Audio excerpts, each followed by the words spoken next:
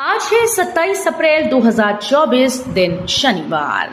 तो ये थी आज की बड़ी खबरें। अगर आपको न्यूज पसंद आई हो तो वीडियो को लाइक और शेयर करना बिल्कुल न भूलें। ईडी की कार्रवाई के खिलाफ हेमंत सोरेन की याचिका पर सुप्रीम कोर्ट में 29 अप्रैल को सुनवाई। ईडी की कार्रवाई और गिरफ्तारी के खिलाफ झारखंड के पूर्व सीएम हेमंत सोरेन की ओर से दाखिल एसएलपी पर सुप्रीम कोर्ट में 29 अप्रैल को सुनवाई होगी।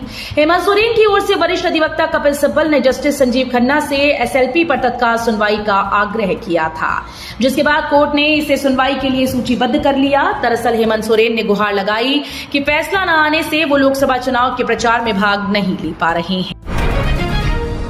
सीएम जबाई सोरेन बोले, 10 सालों से पूंजीपतियों को लाभ पहुंचा रहे मोदी, अब बाहर का रास्ता तय। गुमला के नगर भवन में आयोजित सभा में मुख्यमंत्री जबाई सोरेन ने कहा कि पीएम मोदी 10 साल से सत्ता पर काबिज होकर चंद पूंजीपतियों को लाभ पहुंचा रहे हैं। झारखंड को वनांचल और आदिवासियों को वनवासी मानना भाजपा का परिचय है।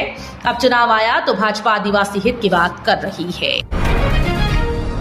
अदालत ने विदेशी महिला संग सामूहिक दुष्कर्म मामले में सरकार को दिए सख्त कार्रवाई करने के निर्देश।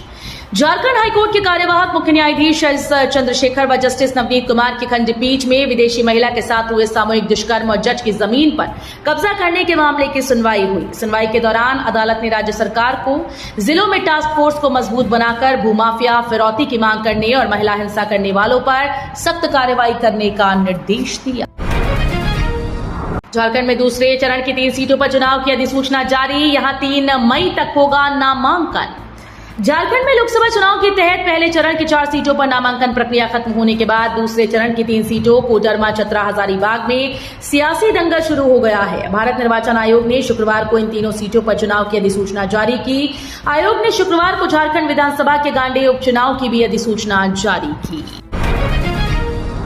झारखंड में हीट वेव को लेकर मौसम विभाग का अलर्ट, 29 अप्रैल तक लू का खतरा।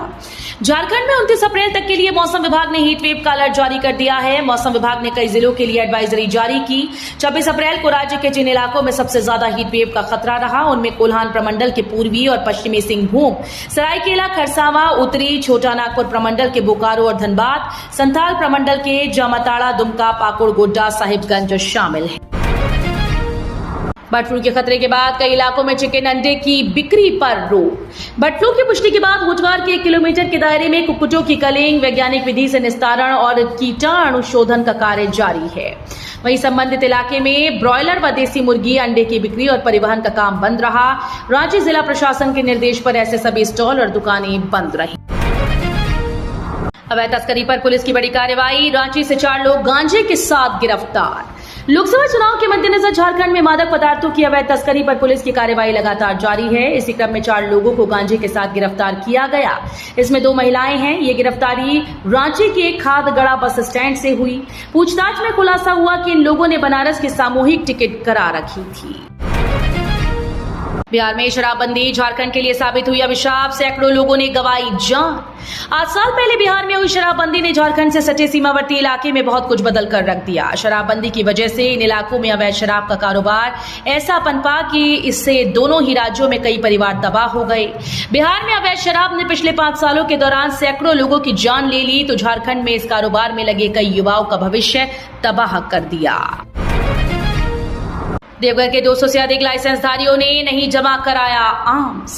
लोकसभा चुनाव को लेकर जिले के जितने भी लाइसेंसधारी आर्म्स रखने वाले लोग हैं सभी को आर्म्स जमा कराना अनिवार्य होता है, लेकिन देवघर जिले में लगातार सूचना के बाद भी तकरीबन 200 से अधिक लाइसेंसधारियों ने अभी तक लाइसेंसी आर्म्स जमा नहीं करवाया है।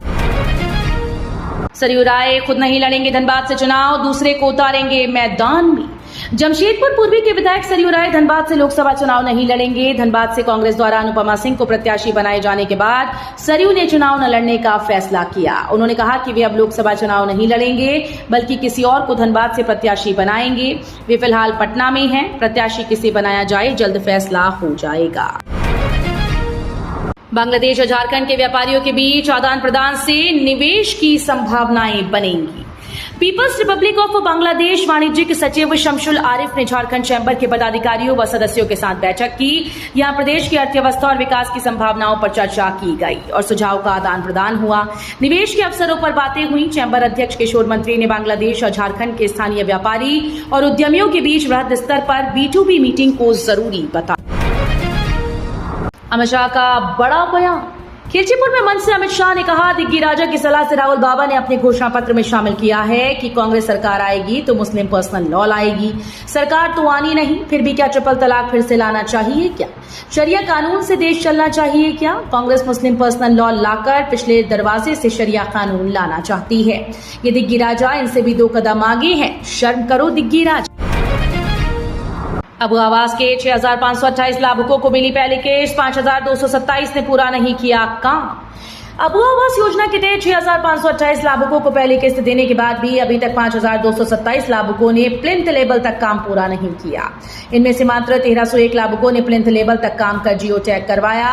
राज्य सरकार ने बोकारो के लिए 8,608 योग्य लोगों को अबू आवास का टारगेट दिया था। इंडिया पर भड़का अमेरिका, भारत के कई कंपनीज को किया बैन। ईरान के लिए काम करने के आरोप में अमेरिका ने दर्जनों कंपनीज पर प्रतिबंध लगाया है। इनमें से कुछ कंपनीज भारत की भी हैं। इन पर आरोप है कि ये सभी ईरानी सेना के लिए काम कर रही थीं। ये कंपनीज अमेरिका में अवैध व्यापार और ट्रांसफर करने में ईरान की मदद करती थीं। जिन कंपनीज पर प्रतिबंध लगा है उनमें से कुछ भारत की भी हैं। अमेरिका ने ये कार्रवाई 25 अप्रैल को की। कल से रांची आने लगेंगी टीम्स, मैच में दर्शकों की होगी फ्री एंट्री। रांची के मरांग गुम के Jaipal Singh Munda astro turf hockey stadium में 30 अप्रैल से 9 मई तक होने वाले नेशनल वीमेंस हॉकी लीग की तैयारियां पूर्ण कर ली गई हैं। ये अपने तरह की पहली घरेलू लीग है जो देश की शीर्ष महिला हॉकी खिलाड़ियों की प्रतिभा को उभारने का प्लेटफॉर्म देगी, जहां खिलाड़ियों का आगमन कल से आरंभ हो जाएगा। आपको बता दें कि इस मैच में दर्शकों के लिए निःशुल्क पास रखा गया है। तो ये थी आज की बड़ी खबरें। अगर आपको न्यूज पसंद आई हो तो वीडियो को लाइक और शेयर करना बिल्कुल न भूलें।